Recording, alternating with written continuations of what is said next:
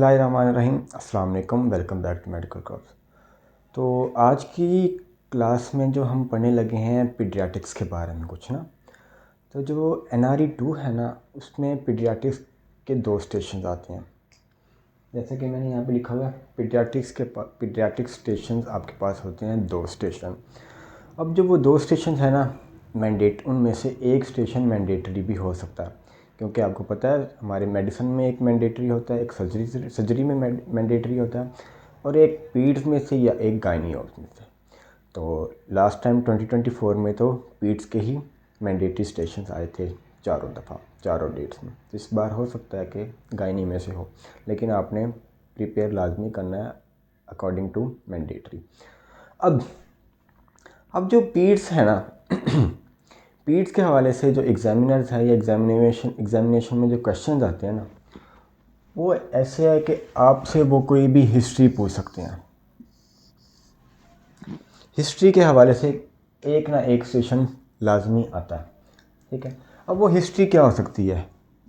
Most important fever की history वो आपसे पूछ सकता है,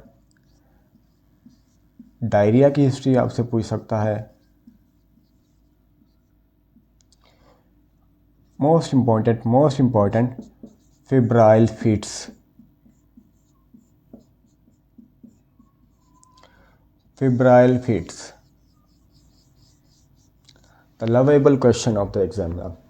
ये पूछ सकता है आपसे, SOV की हिस्ट्री पूछ सकता है आपसे, कफ की हिस्ट्री पूछ सकता है आपसे। तो इस तरीके से वो जो मेन इम्पोर्टेंट जो है फीवर है, डायरिया है, फेब्राइल फिट्स है, इनके बारे में तो पास्ट पेपर में बहुत बार पूछा गया है, फीवर, डायरिया और फेब्राइल फिट्स की हिस्ट्री के बारे में, ठीक है। तो वो आपसे इन हिस्ट्रीज़ के बारे में कोई ना कोई एक सेशन में आपसे पूछ सकता है।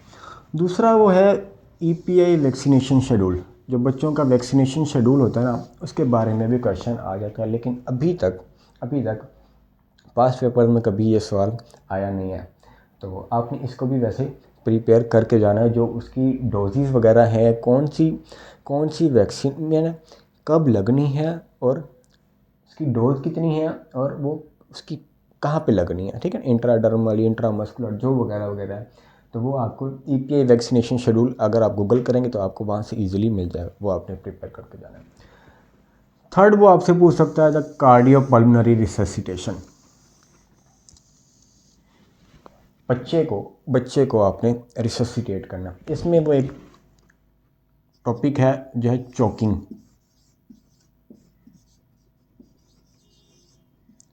अगर बच्चा कोई भी फॉरेन बॉडी अपने रेस्पिरेटरी ट्रैक्ट में इन्वॉल्व कर लेता है, तो उसको ब्रीथिंग में प्रॉब्लम होती है, ठीक है। तो इसको हम बोलते हैं चोकिंग के लिए हमने एक करना होता है, प्रोसीजर वगैरह करना होता है, जिससे बच्चे को हम फॉरेन बॉडी जो होती है उसकी वो मुंह से बाहर निकालते हैं। ये आ सकता है सवाल, या कार्डियोपल्मोनरी रिससिटेशन, बच्चे को हमने रिससिटेट करना, वही कंप्रेशन। और तो ये आपको यूट्यूब वीडियोस आप देखेंगे तो चोकिंग के हवाले से आपको ये वीडियोस मिल जाएगी। चौथा, वो पूछ सकता है डिजीज़ मैनेजमेंट। कोई भी डिजीज़ होगी वो आपसे उसकी मैनेजमेंट पूछ सकता है।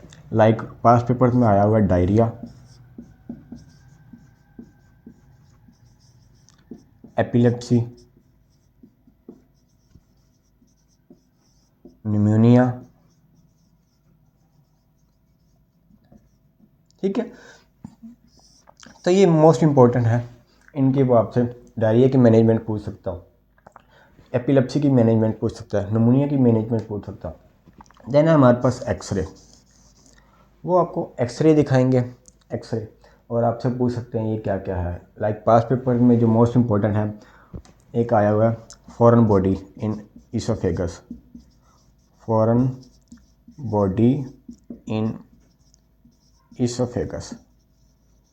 ठीक है।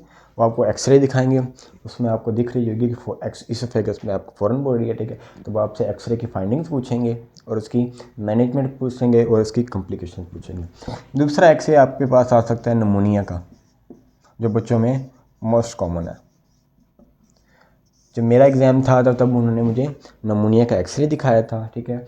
तो निमोनिया का एक्सरे मुझे बताया गया, फर्स्टली मैंने 3 सवाल थे, उसमें एक्सरे की फाइंडिंग्स बतानी थी, जो फाइंडिंग्स थी मैंने वो फाइंडिंग्स बताए।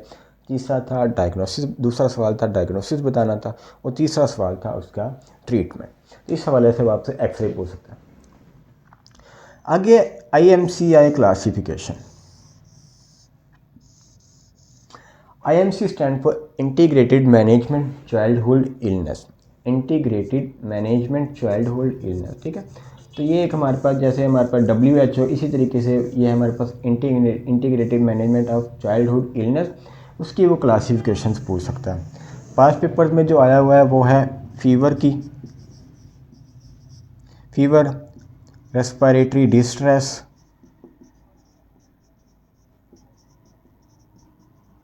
और हमारे पास डायरिया। इनकी वो IMCI क्लासिफिकेशन पूछ सकता है। आप गूगल करेंगे तो आपको IMCI क्लासिफिकेशन इनकी मिल जाती है।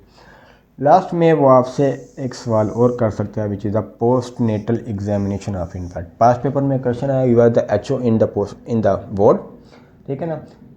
तो आपने पोस्ट नेटल एग्जामिनेशन, अब इन्फेंट बच्चा पैदा हुआ उसका आपने पोस्ट नेटल एग्जामिनेशन करना। तो इस हवाले से ये कुछ मेन टॉपिक्स हैं जो वो आपसे पूछ सकते हैं, और हमारा पीट्स के दोनों जो स्टेशंस हैं इन्हीं पे ही रिलाई करती हैं। तो आपने इन टॉपिक्स को अच्छे से याद करना है। हिस्ट्री का तो एक से एक स्टेशन तो लाजमी आएगा ही आएगा, ये लाजमी है। EPI प्लस माइनस है। कार्डियोपल्मोनरी रिससिटेशन, क्योंकि आपको मोस्ट प्रोबेबली वहाँ पे बच्चे की जो डमी अवेलेबल होगी नहीं, क्योंकि डमी होगी, तो ये भी प्लस माइनस है। Disease management plus, x-ray plus, IMCI classification plus, ठीक है। और ये post natal examination plus minus है।